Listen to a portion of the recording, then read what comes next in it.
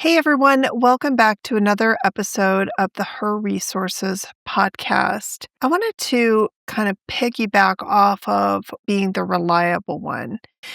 And like we were talking about then, being the reliable one feels like a compliment until it starts to feel like a burden, until you're the one everyone goes to, the one who never says no, the one who somehow always figures it out.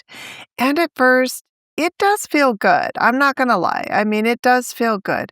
It feels like you're valued. It feels like you're trusted. And it feels like you're needed. And sometimes we need to have those feelings. But over time, it turns into something else. It turns into resentment. It turns into exhaustion. And the quiet question you don't always say out loud, why does this always fall on me? Welcome to the new chapter of the Her Resources podcast. I'm your host, Linda Misakadis, and I'm so excited to be stepping into this next season with you solo. This podcast has always been about amplifying women's voices, exploring the challenges we face in HR, leadership, and life, and sharing the tools and inspiration we need to thrive. And now, I'm taking that mission even deeper. You'll hear real conversations with bold and authentic women, as well as reflections from me on everything from pay equity and burnout to confidence, leadership, and the messy, beautiful journey of growth. This is more than just a podcast, it's a community, a space for us to learn, lead, and lift each other up. Welcome to this new beginning. This is the Her Resources podcast. Let's get started. In a recent episode, I talked about the hidden cost of being the reliable one. And today we're going to take that conversation just one step further because awareness is one thing, but change, that's something entirely different. So today we're talking about how to say no without feeling like you're letting everyone down. And more importantly, how to start showing up for yourself the way you've been showing up for everyone else. So let's get into it. So why is this so hard? I mean, let's start with the truth. Most of us don't struggle to say no because we don't know how to, or because we don't know what the word actually means. We struggle because of what we think it means. We think saying no means I'm letting someone down. Maybe I'm not a team player. Maybe I'm being difficult, or I'm not reliable anymore. And if you've built your identity like so many of us have around being the reliable one, saying no just doesn't just feel uncomfortable. It feels like you're changing who you are. And I know I can relate to this personally because anytime I say no to something, I then feel like I have to provide this whole extra explanation behind it.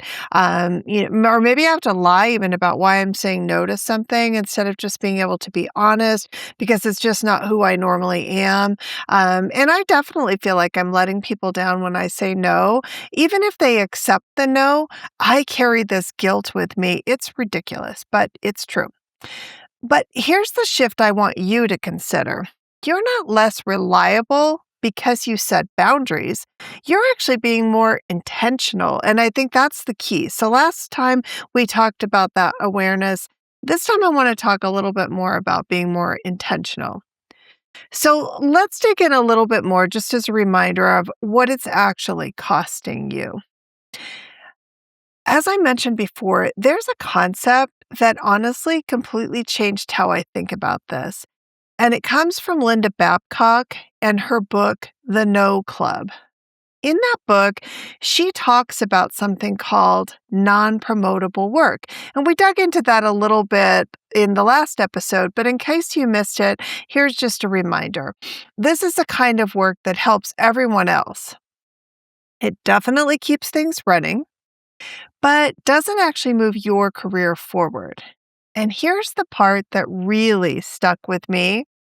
Women are asked to do this work more often, and we're more likely to say yes.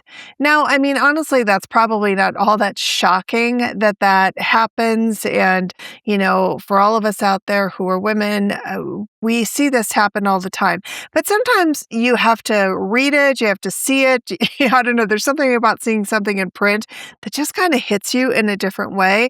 And you're like, wow, that is so true. And then you start looking around. It kind of comes back to that awareness and you start doing a little bit of self-reflection.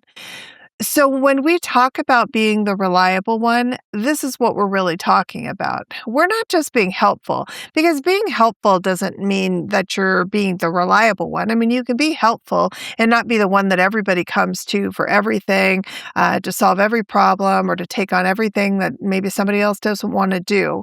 We're taking on work that may actually be holding us back. So I want you to really think about that from the difference. It's not about being not being helpful. It is focused in on what's actually or could actually be holding us back. Because while you're keeping everything running, I guarantee you, someone else is working on things that actually get noticed. I mean, that is so powerful when you think about that. So you're working hard, you're putting in all this extra effort, you think you're doing all of these amazing things, and you are. Again, I don't devalue any of the work that is being done, but is someone else actually working on things that are getting noticed? And honestly, this is backed by research. It isn't just how it feels. I mean, there's facts to get behind all of this. Hey everyone, we're the Her Resources podcast, where women share real stories, real lessons, and the resources that help them succeed. We're always looking for inspiring women, business leaders, creatives, educators, and changemakers who want to share their journey and empower others. If that sounds like you, we'd love to hear your story. Reach out to us at contact@herresourcespodcast.com and let's start the conversation. So what's the trade-off that you're not seeing? This is where there's another idea that really changed how I think about saying no. And this comes from Greg McKeown's book, Essentialism. And I'll put both, I've got three that I'm referencing in the podcast today, and I'll put all three of them in the show notes. So if you want to read a little bit more, check these out. Or if you have checked them out, I'd love to hear from you as well. Put your comments in send us your comments, add that too. I always like to hear from our listeners. But Greg McKeown's book, Essentialism, talks about the idea, and it's simple, but it's powerful. If you don't prioritize your life, someone else will. I want to say that one more time. If you don't prioritize your life, someone else will. So think about that for a minute. And I think for so many of us, we've been saying yes without ever stopping to actually ask, is this essential? Because every time we say yes, we're making a trade-off. Whether we see it or not, we are making a trade-off.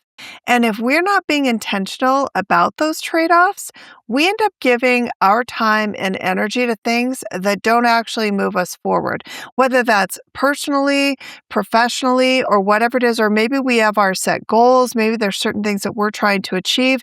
And every time we put our time and energy into things that aren't actually moving us forward, we're giving up that time and energy to those things.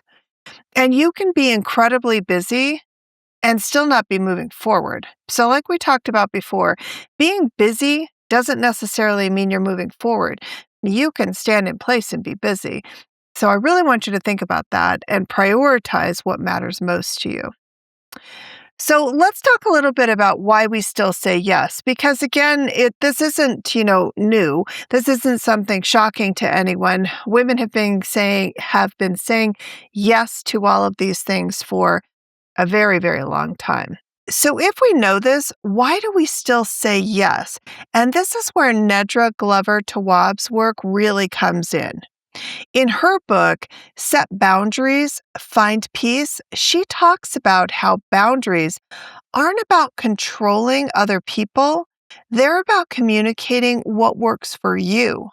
And for so many of us, we've confused being helpful with being available all the time. We say yes because we don't want to disappoint people. We want to be liked. I talked about it last time that I even have this FOMO that comes into play that if I say no and then all of a sudden I'm not included, then I have this fear of missing out. Like, oh gosh, are they going to come to me next time? Was this really important? I mean, it's really kind of silly, but it's a head game that I play with myself around that as well. We also want to be seen as dependable. I mean, I think that's important to a lot of us. I know for me it is. I mean, I want to be viewed as a dependable person. I want you to know that if you ask me to do something, I'm going to get it done. And honestly, I just think that's how everyone should be, but it's not always the case. But I think it's an important component to this conversation. But what starts to happen over time? Well, that starts to turn into resentment. And one of the most powerful things she says is this. Resentment is a sign that a boundary has been crossed. I want you to think about that. Resentment is a sign that a boundary has been crossed. And we don't always process these feelings, right? Maybe we just are getting mad about something, we get resentful, but when you can really kind of take that and uh, kind of ruminate on it a little bit and give it some thought to go, wow, why am I feeling resentful? Well, I'm feeling resentful because the boundary's been crossed. Something is now making me feel uncomfortable in this situation. And not by accident, but what we've allowed. So that's the worst part about it is that, again, being mad at the other person or persons who are asking this of you is really not fair either. Because at its heart, we've allowed this to happen. We've set ourselves up as being the reliable one who everyone comes to. We always say yes. We never want to say no. We don't want to let anybody down. So we've allowed this to happen, and now we're starting to feel resentful, and we're feeling resentful because a boundary's been crossed. But the truth is, have you actually set that boundary in the first place? Probably no if you never say no. So how do you start saying no? Because this is hard to do. I mean, it's easy for me to sit here and tell you you should say no more often, but you got to practice what you preach, right? And I am someone who still struggles to do this myself. So let's talk about how to actually do this, because this is honestly where it gets real. So the first thing is you don't have to just jump straight to a hard no. I mean, you don't have to just come in every time someone asks you now, your immediate response is no. Start with a pause. And we talked about that a little bit last time as well. Just stop for a minute. And instead of automatically saying yes, let me take a look at my priorities and then I'll get back to you. Because that pause gives you space to decide, not react, because we do that all the time, right? We just automatically, I know for me, that's it. I'm on autopilot. I just automatically say, I'll do it. I'll take it on. Don't worry about it. Yes, I'll do it. If someone asks me, can you do that? Yes, I can do that. I don't even stop to think about, one, do I have the time to do it? And so now how do I need to realign all of my priorities and the work that I'm doing? And again, I can't put that on them because that's a choice that I make in that situation. So just pause, give yourself some space to decide, not react. Then second, use the trade-off approach. And this is one, again, I don't do this often, and I wish I'm trying to incorporate this more as well. If I take this on, what would you like me to deprioritize? And this is really important when you're having conversations with maybe your boss, particularly, or even with your spouse or your significant other. If I take this on, what becomes less important? And I think what this does is it shifts the conversation from yes or no to priorities and impact. And that's really important because we do that to ourselves all the time. We just automatically say yes. We don't think about what we already have on our plate. And then we worry even more because now who are we letting down if we let a ball drop? And so it just puts more stress and pressure on ourselves. And so I think it's perfectly fine for you to say to your boss or whoever is coming to you and saying, hey, I want you to take this on. Can you do this? Pause, give it a moment, and then do the trade-off where if you say, okay, if I redirect my attention to this project, that means that I'm not going to be able to spend as much time on this, and this. Is that okay with you? Or is there something else? That opens up a conversation so that now you can create priorities and impact. The third is keep it simple. This is something Nedra really emphasizes. You don't need a long explanation. You can say, I'm not able to take that on right now, and then that's it. And I think that's really important. And this is the one that really hit home for me because I've heard this before. Remember this: no is a full sentence. You don't have to give a long explanation, a write up, or a diatribe on why it is that you're saying no. No is a full sentence. And that phrase is actually credited to author Anne Lamott, and it's simple, but it's powerful. You don't need to justify your capacity. So now let's talk a little bit about the discomfort phase, because if I'm being really honest with you, when you start doing this, it's going to feel uncomfortable.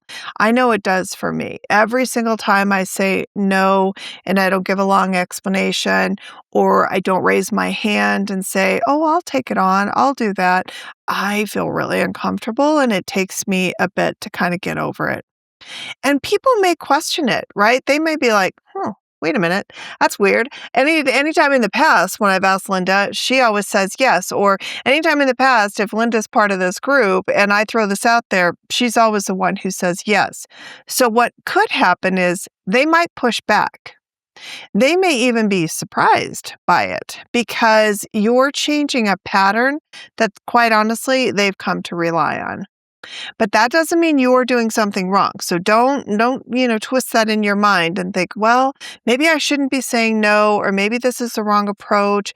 I don't want you to do that. I really want you to recognize that you're changing a pattern of behavior that everyone is accustomed to seeing. Now you're doing something different, but that doesn't mean it's something wrong. It just means it's different. And different takes time for both you and for the people who have been used to you always being the one to raise your hand. The last thing I want to talk about is like this identity shift. And this is a shift I want you to make because you're not here to be everything to everyone. Again, I'm going to repeat that because I want you to remember this. You are not here to be everything to everyone. That is really important. You are here to be intentional with your time, your energy, and your impact. Being reliable doesn't mean that you always have to say yes. It means being clear about what actually matters. It means showing up fully for those things. Because the thing is when you become the reliable one, you drag yourself down, you've got way too much on your plate. What starts to happen as well is it impacts your relationships, it impacts everything around you. Because now you're not being intentional in the things that you are doing, which means that you also may not be present and mindful when you're spending time because you're constantly thinking about the next thing, the next thing, the next thing. So it's really important. So you're not just doing this for yourself, you're also doing this for the people around you. So if you take nothing else from today's episode, I hope you take this. Saying no doesn't make you unreliable, it makes you intentional. Every yes is a trade-off, so choose wisely. Every time you say yes to something else, it means that something is going to suffer as a result of it. So every yes is a trade-off. Choose wisely. You teach people how to treat you by what you allow. So again, like we talked about, this isn't a blame game. This isn't a point a finger at your boss or your colleagues or your spouse or your kids or your friends or whoever might look to you like that. You teach people how you want to be treated by what you allow. You don't need a long explanation to set a boundary. Protecting your time and energy is necessary. It's not selfish. If this episode hit home for you, I want you to take one small step this week. Just one. So the next time something comes your way that doesn't align, pause before you automatically say yes. The pause is so powerful. And give yourself permission to choose differently because the goal isn't to stop being the reliable one. It's to stop being the only one everyone relies on. If this resonated with you, I hope you share this episode with someone who needs to hear it. I hope you like, comment, follow the podcast. We always appreciate that. And if you're ready to start showing up differently in your life, your career, and your leadership, make sure you're following the show so you don't miss what's coming next. And we'll link all of the books I referred to in this episode and resources we talked about today in the show notes so you can dive deeper into this work, especially if this really resonates with you. And until next time, I'll see you in the next episode, and thanks for being a part of the Her Resources community. You've been listening to the Her Resources podcast, where women's voices, leadership, and growth take center stage. As your host, I'm here to remind you that the journey isn't always easy, but it is always worth it. Every step you take to build confidence, create impact, or use your voice is part of a much bigger story. It's the one that inspires others to do the same. If this episode spoke to you, I'd love it if you subscribed, left a review, or shared it with another woman who's ready to step into her power. And as always, thank you for being a part of this community. Together, we're not just changing conversations, we're changing the future.